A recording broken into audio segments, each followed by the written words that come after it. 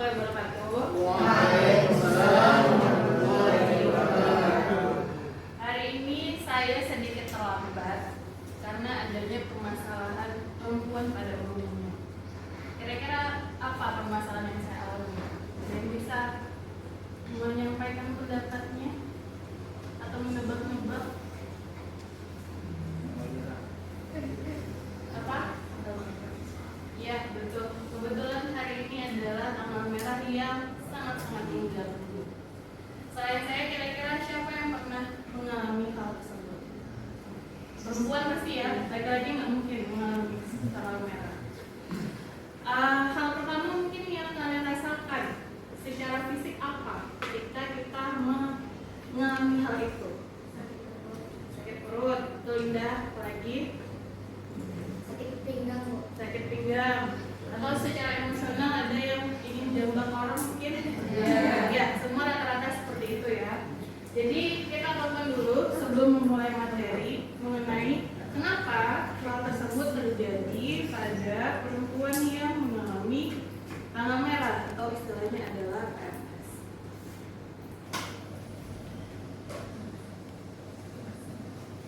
Ternyata itu bukan hanya perasaan semata. Mari kita bahas dari perspektif neuropsikologi. Salah satu penyebab utama perubahan mood pada perempuan selama PMS adalah fluktuasi hormon, terutama estrogen dan progesteron. Oke, berdasarkan video tadi kita bisa tahu bahwa ternyata hormon memegang peranan penting di dalam proses kimiawi tubuh. Makanya normal sekali ketika perempuan saat PMS berlangsung marah, terus juga mungkin kalian akan craving, menginginkan sesuatu yang sangat berlebihan. Misalnya pengen makan terus, pengen jajan yang manis-manis atau mungkin yang pedas-pedas, karena pengaruh hormon tadi yang memang fluktuatif selama PMS itu berlangsung. Nah, ini sama seperti materi yang sudah kita pelajari sebelumnya ya. Neuropsikologi itu termasuk ke dalam bagian antara psikologi dan juga fisik.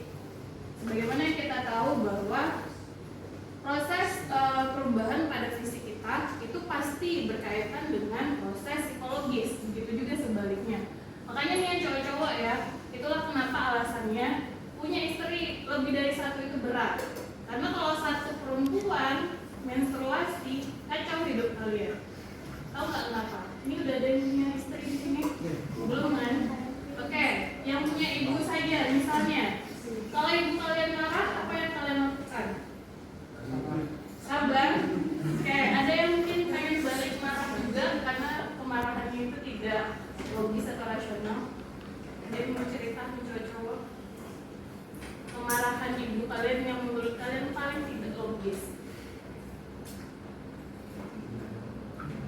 Gimana? Apa? Apa tadi? Apa? Suatu cerita yang ternyata nih ibu nih marah-marah nggak logis sekali, nggak rasional sebab kemarahannya. Kalau saya dulu ketika orang tua perempuan saya teleponnya tidak diangkat, dia akan nelfon lebih dari 10 kali. Pada saat itu mungkin saya sedang kerja atau saya sedang di WC, dan kemarahan itu akan disebut lagi berulang-ulang. Kalau kamu punya kesalahan itu hari ini, maka 100 tahun lagi masih akan tetap diingat oleh perempuan itu. Jadi dalam psikologis itu alasannya kenapa memang menghandle satu perempuan sulit, karena dia secara fluktuatif hormonnya pasti akan berubah. Nah, jika kita bicara mengenai kesehatan dalam psikologi, kita sama-sama udah tahu ya, tadi disebut dengan modelnya neuropsikologis yang tadi sudah kita sebut, yaitu kaitan antara neuron atau otak dan perubahan pada perilaku. Sedangkan yang kedua, ini modelnya adalah biopsikososial. Kalau biopsikososial namanya aja bio, berarti biologi, psiko adalah psikologi, dan juga sosial. Berarti model ini ketika sebuah perilaku terjadi, kita memandang itu dari 3 aspek tadi. Berarti ada unsur biologisnya, ada unsur psikologisnya, dan juga unsur sosialnya. Makanya sebagai anak psikologi kita tidak memandang sebuah perilaku itu salah atau benar ya, karena pasti ada sebab akibat terhadap sesuatu. Misalnya, nah kan Ibu Bila selalu setiap masuk kelas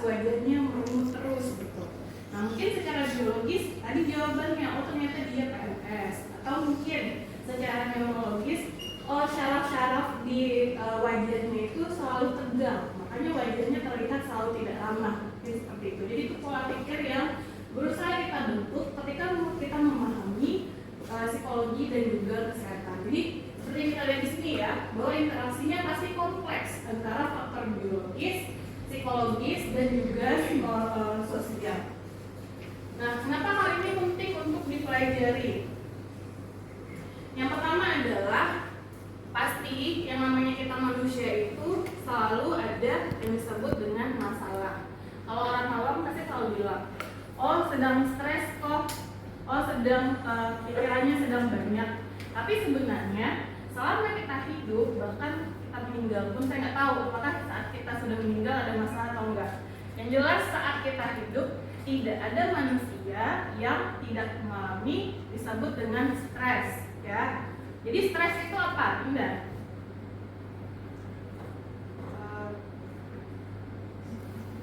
Stres utama dalam psikologi kesehatan. Ya, tapi stres itu istilahnya adalah tekanan. Namanya aja stres ya.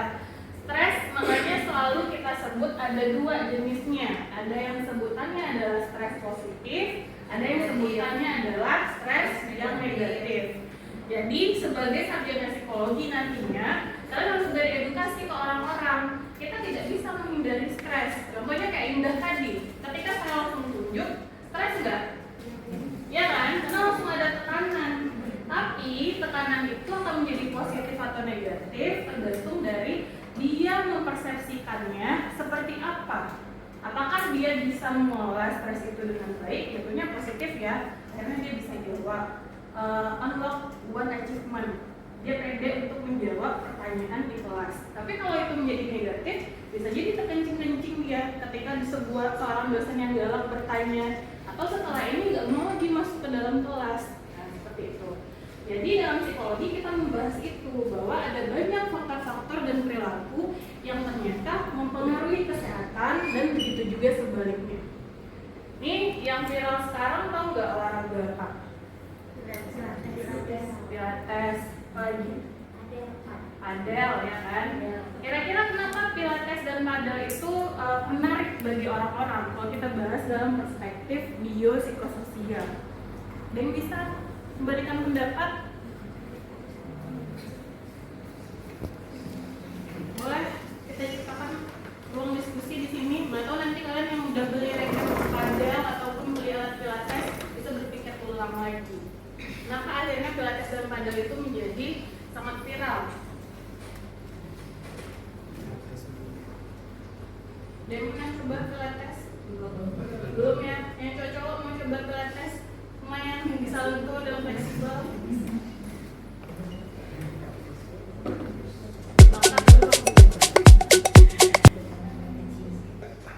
Ya, silakan Mama. Kenapa padel dan pilates itu menjadi sangat populer akhir-akhir ini? Karena kedua olahraga tersebut mudah dimainkan sehingga memunculkan hormon testosteron dan juga hormon yang menyenangkan secara biopsikososialnya.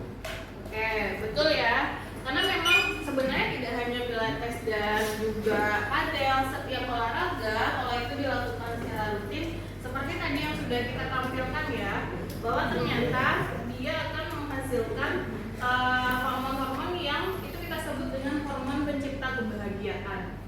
Yang hormon penciptaan kebahagiaan itulah yang kemudian membuat kita happy, terus juga bersemangat dalam melakukan banyak hal seperti itu. Tapi kalau sekarang kalian memang pengen padel ataupun pilates, secara sosial itu lebih ke pajak sosial ya, karena padel dan pilates itu adalah olahraga yang sangat mahal. Tapi kalau nggak masalah di kantong boleh, silakan itu dilakukan. Oke, selanjutnya kita akan membahas tentang konsep dari apa yang disebut dengan psikofarmakologi. Ini juga bagian dari psikologi kesehatan ya. Jadi seperti yang mungkin sering juga saya bilang di kelas, jangan sampai diri kita ini di bawah dari pengaruh zat kimiawi apapun itu. Karena jika kita bahas dari sisi psikofarmakologi, apa yang terjadi di dalam tubuh kita itu juga ternyata bisa dikontrol dan dirubah oleh zat-zat kimiawi. Siapa di sini yang sering sakit kepala? Tangan. Apalagi setelah masuk ke kelas saya. Rata-rata semua ya pernah sakit kepala ya. Tapi siapa yang sering setelah sakit kepala langsung minum obat pereda sakit kepala? Nggak ada. Dan saya tidak berharap ada ya, karena setiap kali Anda menimbun sesuatu zat kimiawi di dalam tubuh Anda, maka tubuh kita akan berada di fase yang disebut dengan resistan. Kalau sudah resisten berarti tidak akan ada lagi efek dari obat-obatan tersebut. Jadi saat kamu betul-betul butuh akan obat tersebut, nggak bisa, karena tubuh kita udah sangat familiar dengan obat itu. Jadi kita tidak bisa memakainya lagi. Nah, keilmuan psikofarmakologi menjelaskan itu. Jadi kalian sering dengar, mungkin ini belum ada yang magang ya. Nanti kalau kalian sudah magang, apalagi itu di rumah sakit jiwa akan dijelaskan. Kenapa pasien tipe A, mungkin jenisnya ada schizofren, dia ada obat-obatan tertentu yang dikonsumsi. Nah itu akan menurunkan simptom negatifnya sehingga akan naik menjadi simptom positif. Itu yang dikendalikan oleh obat-obatannya. Makanya kalau kita yang normal mengkonsumsi obat-obat skizofrenia nggak bisa ya, karena itu akan mengganggu proses kimiawi kita tadi seperti itu. Makanya kalau nanti memang ada yang pengen menjadi psikolog, inilah pelajaran yang pertama kali akan kalian pelajari. Karena memang tidak boleh kita mengkonsumsi sesuatu yang memang tidak dibutuhkan oleh tubuh kita. Bahkan semakin kita pelajari, kita tahu kita nggak butuh obat untuk sembuh seperti itu. Baik, sampai sini ada pertanyaan. Ini adalah slide ya, yang memang nanti kalian akan pelajari apa saja mungkin obat-obatan yang sering atau mungkin familiar dipakai kalau memang nanti kalian magang di rumah sakit jiwa. Ada yang namanya antidepresan, antipsikotik, stabilizer, ansiolitik, dan juga stimulan. Ada yang pernah tahu? Ya, tapi itu bukan narkoba ya. Itu tipenya adalah stimulan. Nah, apa ini obat stimulan? Ini misalnya, mohon maaf nih, ternyata ada seorang laki-laki. Atau mungkin ketika kalian kecil dulu, karena kalian tidak nafsu makan, terus orang tua kalian memberi kalian sirup penambah nafsu makan. Itu juga stimulan namanya.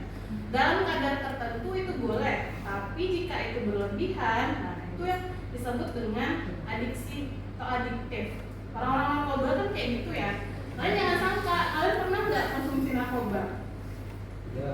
Pernah. Kalau kalian yang pernah kecelakaan terus lama gitu di rumah sakit, atau yang pernah operasi, itu pasti narkoba yang dipakai agar kita tidak merasakan sakit, agar kita apply gitu. Jadi sakitnya tidak dirasakan. Jadi itu memang obat-obatan ini perlu, tapi sesuai dengan dosisnya.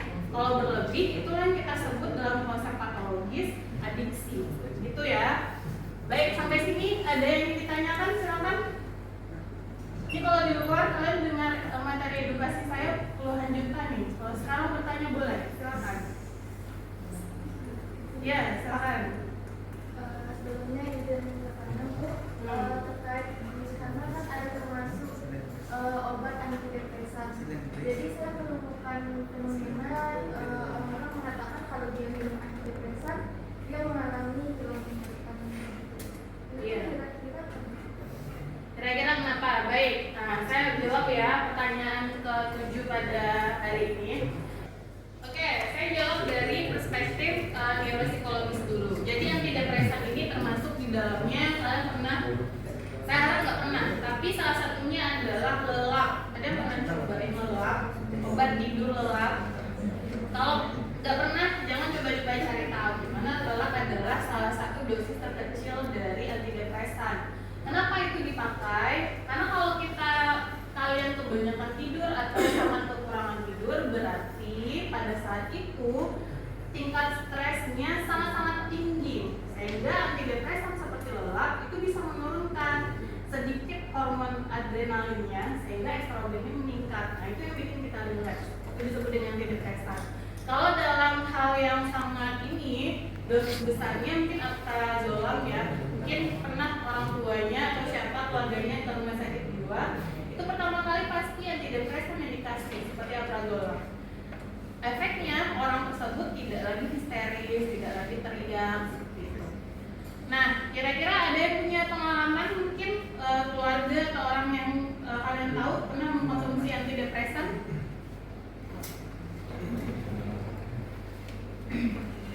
Selfie? Ya silakan Aisyah. Saya pernah dirasakan clonazepam itu masuknya kemana ya? Ya sama, itu juga antidepresan tapi lebih ke mood stabilizer. Ya, terus bagaimana dampaknya? Habis itu rasanya kayak ngantuk banget gitu sih, ngantuk berat banget. Oke. Itu konsumsi. Setelah dikonsumsi ngantuk berat ya, berarti secara performa sehari-harinya agak terganggu ya. Lebih banyak pengennya tidur gitu kan. Oke, kira-kira menurut teman-teman yang lain, jika kita berlebihan mengkonsumsi mood stabilizer, apa yang akan kita rasakan dampaknya? Gimana? Yang di belakang? Ngefly itu seperti apa kira-kira? Rasa di badan kayak gimana? Hilang akal sehat, terus agak melayang ya. Itu betul. Oke, jadi tadi kita sudah bahas yaitu mengenai psikologi, terus kaitannya dengan kesehatan dan juga psikofarmakologi. Nah dari sini kita memang betul tahu kalau kita kaitkan dengan apa yang sudah Tuhan kasih, Allah itu benar-benar memberi sesuatu sesuai dengan kadarnya. Kalau kamu merasa sedih, berarti kamu harus cari hal lain yang bisa membuat kamu bahagia. Misalnya sesederhana kalian bertemu teman atau mungkin mendapatkan tanda tangan hasil skripsi dari dosen, ya kan? Itu bisa membuat hal-hal yang sangat membahagiakan.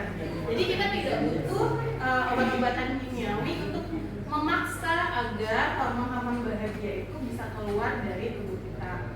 Nah, mudah-mudahan semuanya saya berharap kalian terhindar dari hal-hal yang memang membahayakan diri sendiri, dan sebagai calon sarjana psikologi saya harapkan informasi ini juga bisa disebarkan kepada orang-orang terdekatnya gitu. Baik, sekian saja materi kita pada minggu ini. Jangan lupa tugasnya untuk dikerjakan. Saya tadi sudah memberikan beberapa rubrik jurnal untuk direview ya. Nanti kita kumpulkan di link di drive yang sudah diberikan oleh sekretaris kelas. Kita akhiri kelas kita. Assalamualaikum warahmatullahi wabarakatuh. Waalaikumsalam warahmatullahi wabarakatuh. Permisi ya, boleh jadi.